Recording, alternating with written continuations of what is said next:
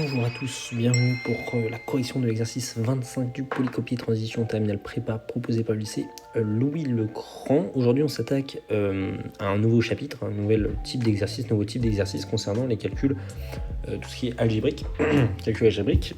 Et donc on a un premier exercice qui se fait même pour des étudiants de seconde, même peut-être de troisième.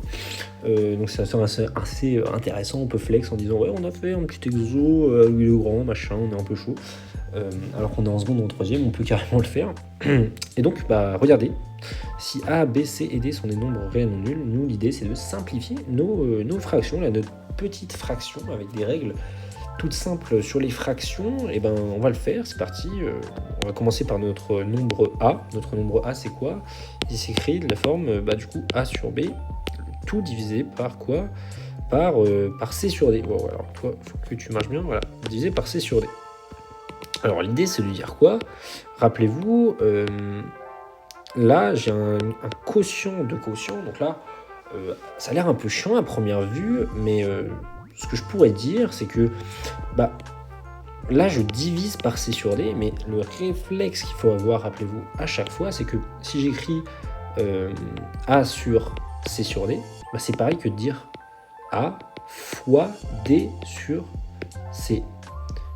En gros, finalement, ce que je suis en train de dire, c'est que divisé par un nombre, donc là, divisé par C sur D, quand je divise A par C sur D, c'est comme si je multipliais A par l'inverse de C sur D, c'est-à-dire D sur C.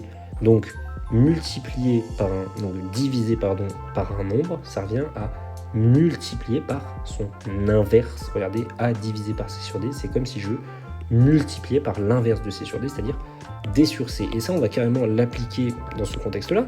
Je divise par C sur D, divisé par C sur D, c'est comme si donc là, mon nombre A sur B, je le divise par C sur D, et donc c'est exactement comme dire que mon nombre A sur B, je le multiplie par l'inverse de C sur D, c'est-à-dire D sur C.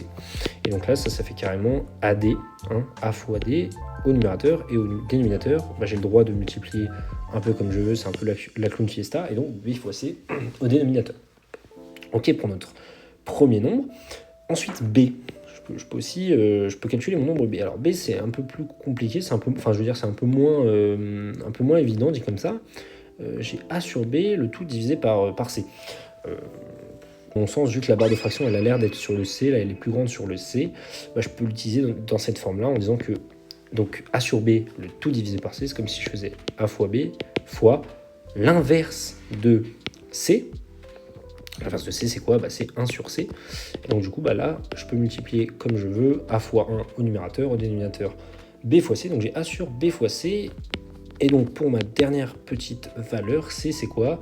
Mon grand C, c'est du A sur B sur C. Donc, A, le tout divisé par B sur C. Pareil, j'utilise ma propriété. Un nombre divisé par un autre, c'est comme si je faisais un nombre fois l'inverse du nombre en dessous. Donc là, je faisais un nombre fois l'inverse du nombre en dessous. L'inverse du nombre en dessous, c'est l'inverse de B sur C.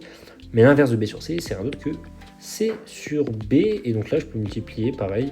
Là, je peux écrire que A, c'est A sur 1, si vous voulez. Là, pareil, je pouvais écrire que 1 sur C, voilà. Comme ça, je peux multiplier les numérateurs et les dénominateurs ensemble pour avoir mon résultat final. Au numérateur, du coup, je vais avoir A fois C, donc AC. Au dénominateur, 1 fois B, donc B. Et voilà, ce qui finit notre exo. Je pense un des seuls exos du polycopier Louis le Grand qui est une étoile, quoi. Mais voilà, pour les petits secondes, troisième ou même plus, quatrième qui nous regardent, ça peut faire un petit entraînement. C'est assez sympa. Vous pourrez dire que vous êtes les boss, vous avez fait Louis le Grand, vous êtes très très chaud. Voilà, moi je vous laisse pour cette vidéo. N'hésitez pas à regarder les autres de la chaîne aussi très intéressantes, notamment le dernier, je vous conseille sur l'analyse synthèse. Si vous êtes étudiant, même en fin de terminale ou en début de prépa, ça peut vous donner des petits rappels et vous aider. Quant à moi, je vous laisse, je vous souhaite une bonne journée. Ciao, ciao.